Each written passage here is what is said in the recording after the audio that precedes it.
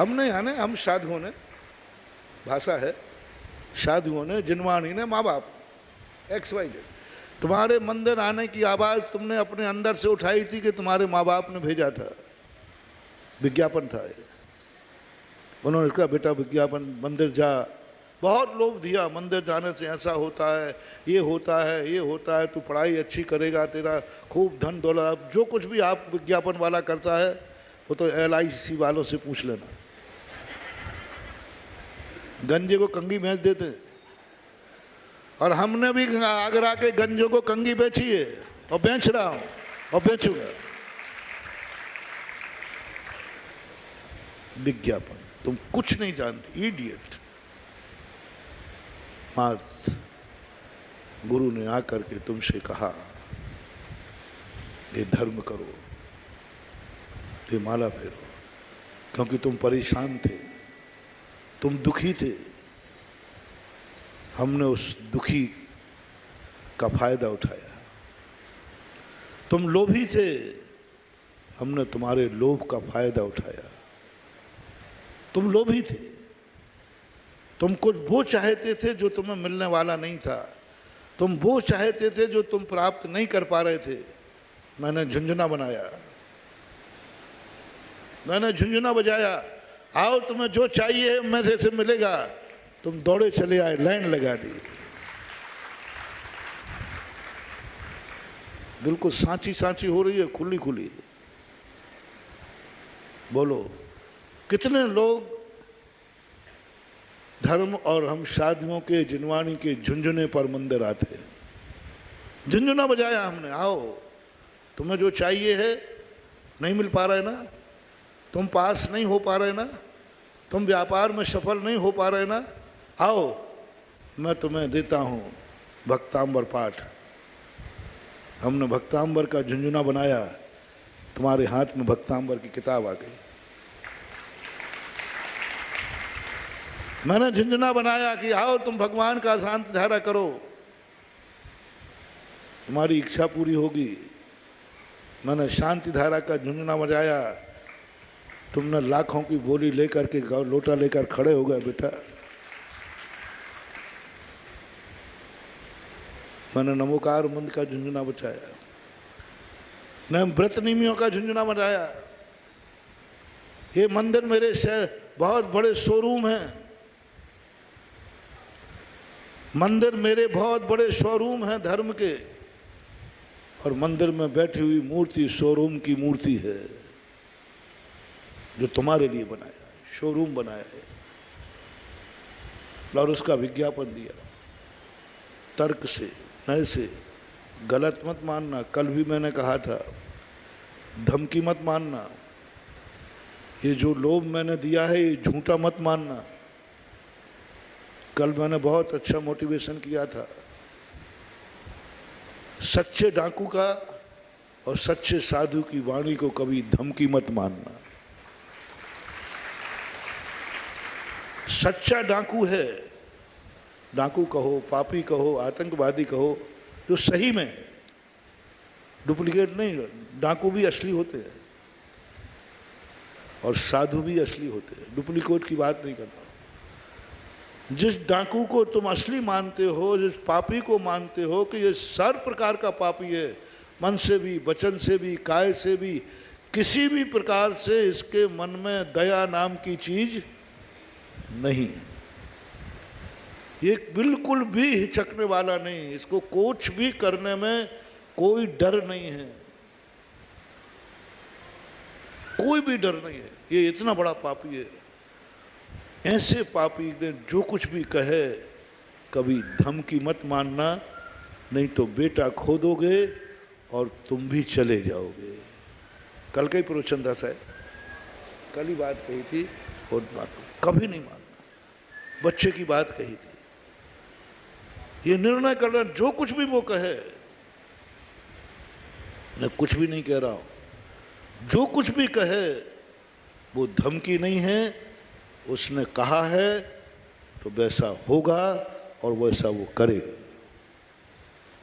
ये मैंने कल इसलिए बता दिया था क्योंकि आज कहीं तुम ऐसा ना समझो कि मैं झुंझुना बना रहा हूं। झुंझुने में दम है। और तुम्हारे सच्चे साधु ने, यदि तुम्हें विश्वास हो कि मेरा गुरु सच्चा है, तुम्हें विश्वास हो कि जिसका तुम प्रवचन सुन रहे हो ये जब आत्मा 100% बोल जाए, सूरज पश्चिम से निकल सकता है,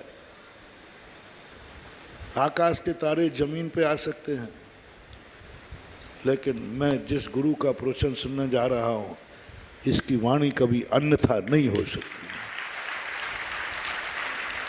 पूज्यवर समंतभद्र महाराज ने सबसे पहले कहा, उन्होंने कहा धर्म पर सिद्धांत नहीं करना है, धर्म तुम्हारे ज्ञान का विषय नहीं है। मोक्ष पर सिद्धांत नहीं करना, तुम्हारे ज्ञान का विषय नहीं है। 6 द्रव्य 7 तत्वों पर विश्वास नहीं करना, ये तुम्हारे ज्ञान का विषय नहीं है। तुम कुछ भी नहीं जानते, कुछ भी नहीं जानते। आप श्रावकों के लिए बहुत बड़ी बात कही मानव। धर्म को समझने की बिल्कुल भी नकार दिया कि तुम्हें कुछ नहीं समझना, क्योंकि तुम्हें कुछ समझ में आएगा नहीं। समय बर्बाद मत करना, तुम समझना गुरु को, तुम समझना शास्त्र को, तुम समझना भगवान को। ये कैसे, इन्होंने क्या दिया है वो नहीं समझना। डॉक्टर को तुम समझते हो या दवाई को? विश्वास तुम्हारा डॉक्टर पे है दवाई पर? डॉक्टर, दवाई के संबंध में अपन क्या जानते? कुछ भी नहीं जानते। दवाइयां सब खाते हैं, लेकिन दवाई के संबंध में कितनों को नॉलेज है कि ये दवाई इस बीमारी की है, इसमें ये चीज डली है, ये सब। यदि यही तुम्हें पता होता तो डॉक्टर की,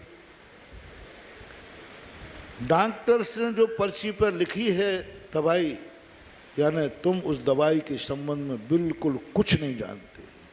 इडियट और मूर्खी बने रहना।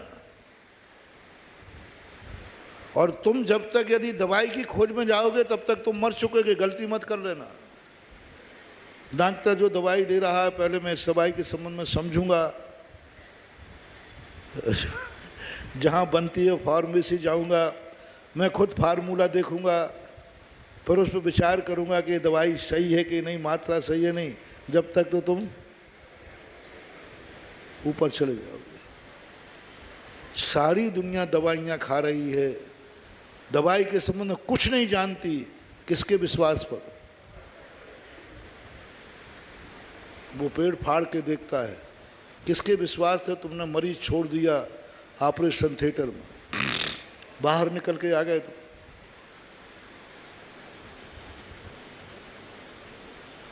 बाहर निकल के आ गए, मरीज छोड़ दिया।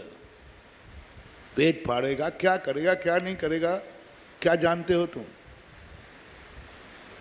तुम्हें कुछ नहीं दिखेगा, ना तुम्हें किडनी का पता है ना लीवर का पता है। तुम देखोगे तो एक मांस का लोथड़ा दिखेगा, कुछ नहीं दिखेगा। अपन को अपने ज्ञान में कुछ नहीं है। वो कहे किडनी है, अपन कहें क्या है, तो मांस का टुकड़ा है। डॉक्टर जानता, हम कुछ नहीं जानते, जानना भी नहीं। जानने जाओगे तुम बहुत बड़ी गलती कर दोगे। तुम्हें पूरी छूट है डॉक्टर को जानने की। डॉक्टर को जानो, डॉक्टर की सीआर जानो, आजू बाजू से पूछो, पिछले मरीज जो गए हैं उनसे पूछो, ये डॉक्टर, फिर से बोलो, डॉक्टर जिन्होंने इलाज कराया उनसे पूछ लीजिए डॉक्टर कैसा है। डॉक्टर की परीक्षा करो, जितनी कर सको करो। डॉक्टर की परीक्षा करने के बाद मेडिसिन की नहीं, ऑपरेशन की नहीं। डॉक्टर साहब तुम कौन सी कैंची से काटोगे, कहाँ से काटोगे, फिर कौन से धागे से सियोगे, ये सब यदि तुम झगड़े में पड़ोगे ना, जब तक बहुत देर।